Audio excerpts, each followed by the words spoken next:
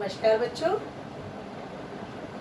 पिछले लेक्चर में हम लोगों ने क्लिनिकल थर्मोमीटर डिस्कस किया था and I hope that you have well understood that. Now we have to move towards the laboratory thermometer and this is a laboratory thermometer.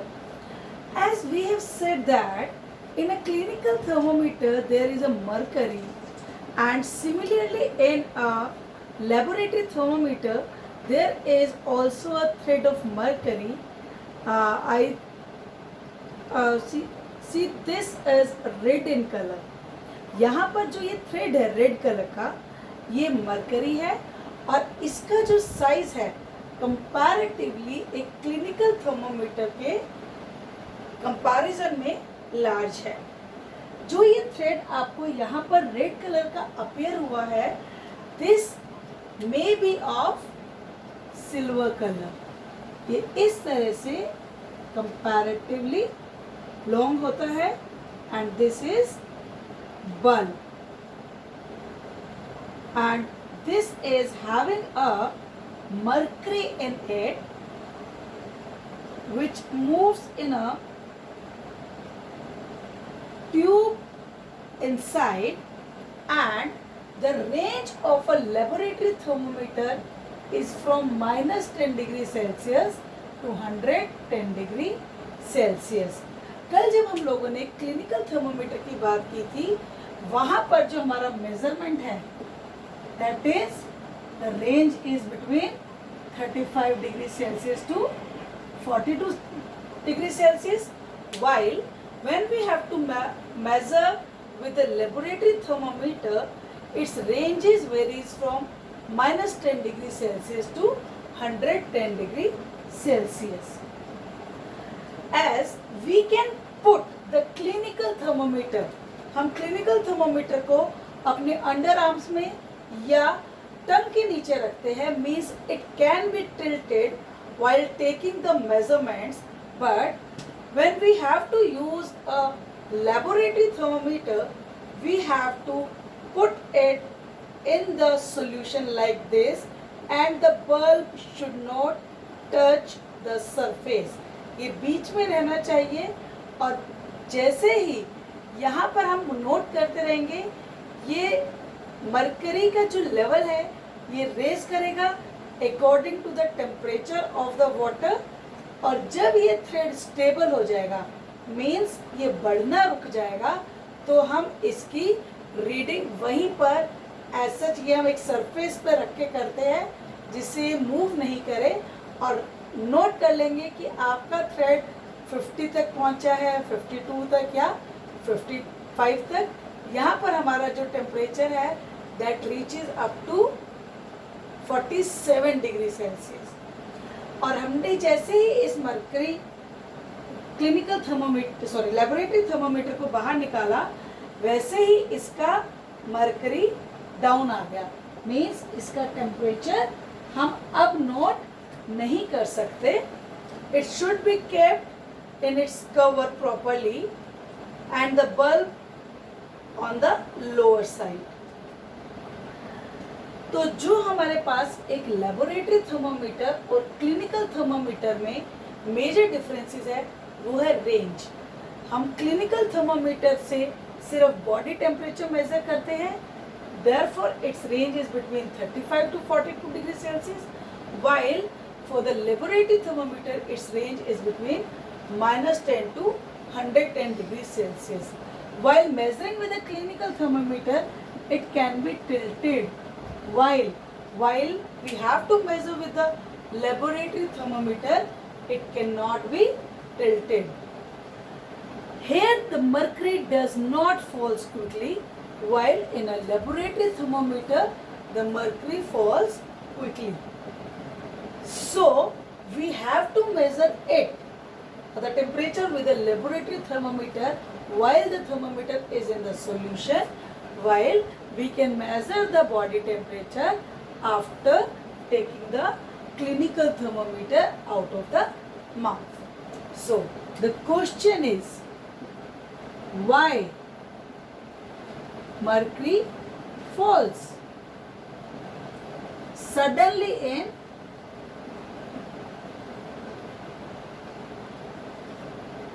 laboratory thermometer, not in clinical thermometer. As you can refer the figure number 4.6 of your book. यहाँ पर आपको एक kink show होगा और वो kink हमारा clinical thermometer में होता है, जिसकी वजह से मर्करी बहुत जल्दी से नीचे नहीं जाता, while this kink is absent in laboratory thermometers. So I hope you are now aware of the differences between the laboratory thermometer and the clinical thermometer. Why clinical thermometer cannot be used to measure the temperature of other objects other than the body temperature, while for measuring the other temperatures we use the laboratory thermometer. Its range is also high, while the range of the clinical thermometer is very less. And our body temperature, the normal body temperature is 37 degree Celsius. So this is all about measuring the temperature with an instrument known as thermometer. और temperature क्या है? That is the hotness, the measure of the hotness of the object. तो जब हम लोग heat की बात करते हैं, हीट में हमारे पास आता है next topic, transfer of heat. ये हीट एक जगह से दूसरी जगह कैसे जाती है. ठीक है, before proceeding to the topic we take few example. For example, first example, frying vegetables in a pan. जब हम सब्जी बनाते हैं. Second example we can take boiling of the milk or water we can say, and third we can say drying of clothes. अब आप लोगों ने ये तीनों एक्सपेरिमेंट्स, तीनों रेगुलर प्रोसेसेस अपनी डेली लाइफ में देखे हैं. पहला, frying vegetable in a pan.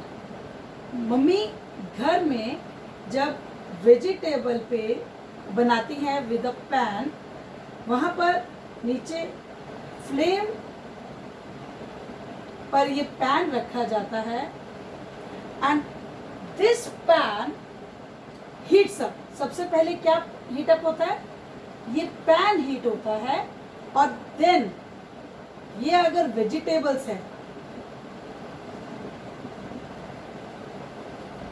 ये पैन से हीट धीरे धीरे इस पर जाती है, जो डायरेक्ट ट्रांसफर है हीट का. आपका जैसे ही पैन हीट हुआ, पैन ने वो हीट कहाँ ट्रांसफर करनी स्टार्ट कर दी? वेजिटेबल्स पर, और वेजिटेबल्स हमारी फ्राई होनी स्टार्ट हो जाती है. सेकेंड एक्सपेरिमेंट, जो सेकेंड प्रोसेस हम डेली लाइफ में देखते हैं, that is boiling of water. Boiling of water अगर आप लोगों ने कभी ऑब्जर्व किया है, अगर हम लोगों के पास एक पैन है, उस पैन को हमने हीट पे रखा है, इस पैन में अगर वाटर है, व्हेन वाटर स्टार्ट्स हीटिंग और getting boiled, initially what happens, यहाँ पर जो पार्टिकल्स है, सबसे पहले ये पैन गर्म हुआ, ये पैन गर्म हुआ तो इसने हीट कहाँ ट्रांसफर की? इस वाटर मॉलिक्यूल पर, and this water molecules gate heated up. ये गर्म हो गए. जैसे ही ये गर्म होते हैं, दे बिकम लाइटर. और हम लोगों को ये कंसेप्ट पता है कि जो भी चीज हल्की होती है वो ऊपर जाती है। हुआ क्या, पैन ने अपनी हीट ट्रांसफर की वाटर मॉलिक्यूल्स पर, और वाटर मॉलिक्यूल्स क्या हो गए, अब हल्के हो गए, और हल्के होने की वजह से ये ऊपर आ गए। जैसे ही ये मॉलिक्यूल्स ऊपर आए तो ये जो ऊपर वाले कोल्ड मॉलिक्यूल से comparatively they start moving downwards. इसको एक बार हम दोबारा से देखते हैं। यहाँ पर क्या हुआ, पानी है, पानी के मॉलिक्यूल्स क्या हुए, गर्म होने स्टार्ट हुए, गर्म होने से ये हल्के हुए और इन्होंने मूव करना स्टार्ट कर दिया, और यहाँ पर जो पानी के मॉलिक्यूल्स थे ये अब नीचे आ गए। अगर आप कभी ध्यान से वाटर को बॉयल होते हुए देखेंगे तो आपको ये मूवमेंट उसमें बहुत क्लियरली दिखाई देंगी, but you have to do this observation only in the presence of some elder. Then there is drying of clothes. हमने तार पर कोई कपड़ा डाला और होता क्या है, हमने यहाँ पर कोई हीट नहीं दी, बट यहाँ पर सन है और उस सन की हीट से ये डायरेक्टली क्या हो जाते हैं, ड्राई हो जाते हैं। सो इन तीनों मेथड्स में हम लोगों ने देखा कि yes there is a transfer of heat. Transfer of heat हमेशा कैसे होती है, from the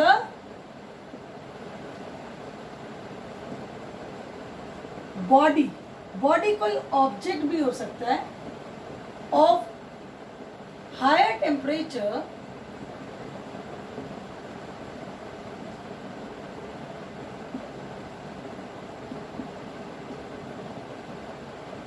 to the body of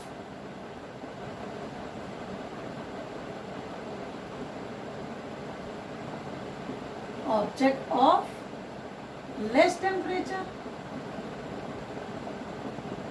So transfer of heat जब भी होगी वहां पर दो डिफरेंट ऑब्जेक्ट्स होंगे, एक का टेम्परेचर हमेशा ज्यादा होगा और एक का टेम्परेचर हमेशा कम होगा।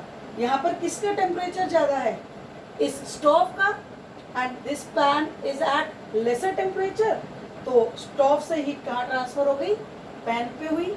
Similarly this vessel of water is at lower temperature, तो यहाँ पर जो हीट थी, जो फ्लेम थी, उस फ्लेम से ये हीट हो गया, and here the cloth is at the lower temperature while the sun is at the higher temperature.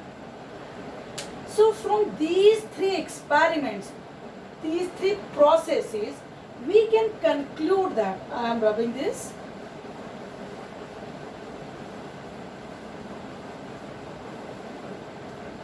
this method of heat transfer is conduction, जहाँ पर डायरेक्ट हीट ट्रांसफर हुआ, and then there is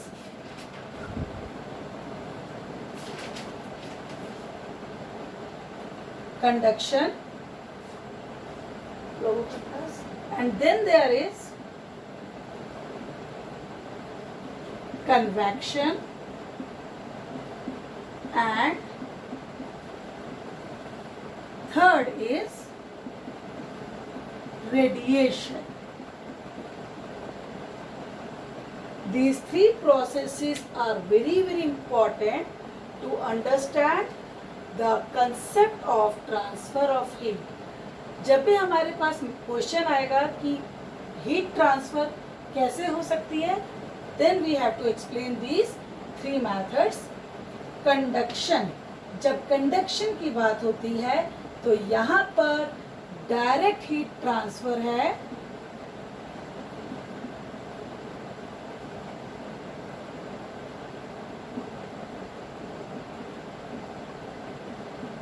in solids.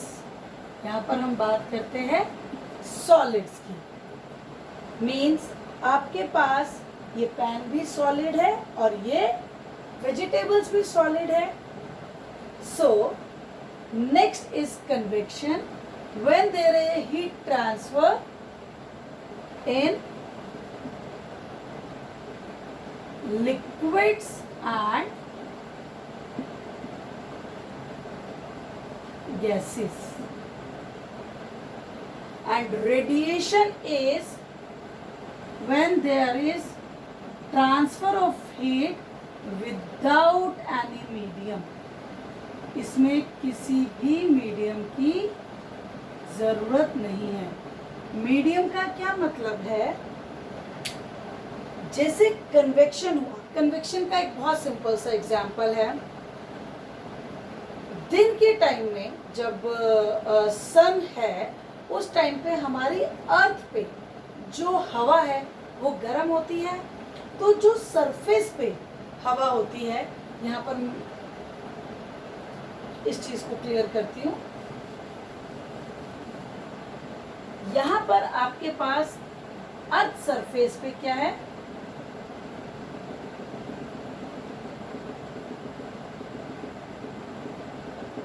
These are air molecules. ये air molecules ने क्या किया? जब सन आया, इसकी वजह से ये क्या हो गए? हीटअप हो गए. हीटअप होने से क्या होता है? ये लाइट हो जाते हैं. जब ये लाइट हो जाते हैं तो क्या होता है? They move upwards. अब यहाँ पर जो पार्टिकल्स थे, दिस इज लैंड. हम लैंड की बात कर रहे हैं.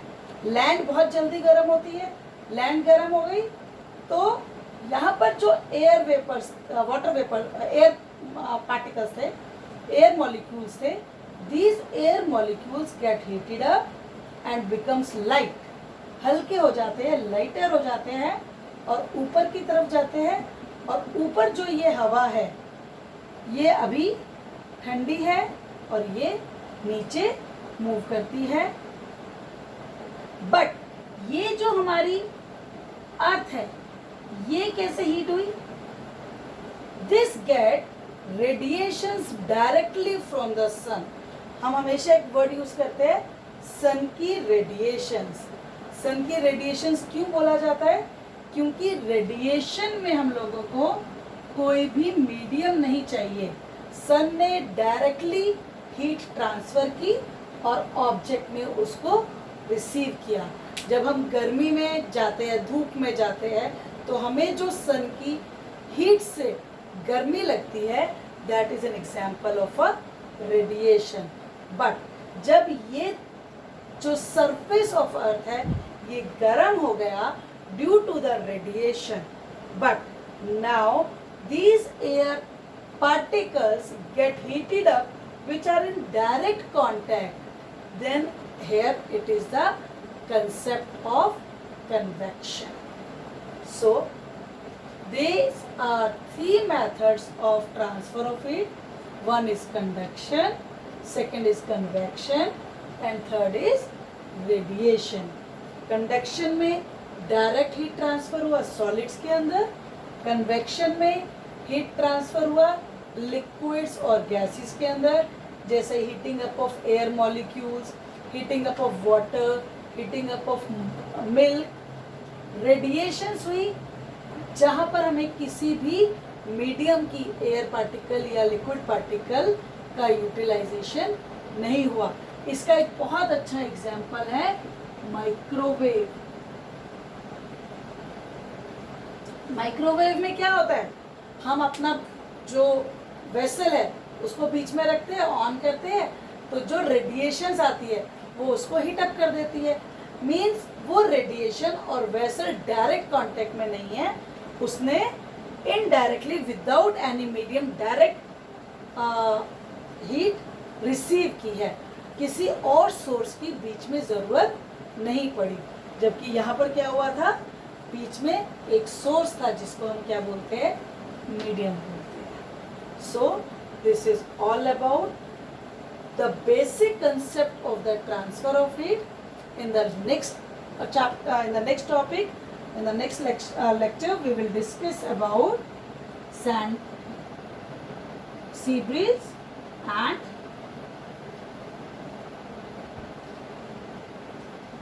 land breeze. ये हम डिस्कस करेंगे अगले टॉपिक में और कुछ एक्टिविटीज डिस्कस करेंगे. So keep studying. All the best.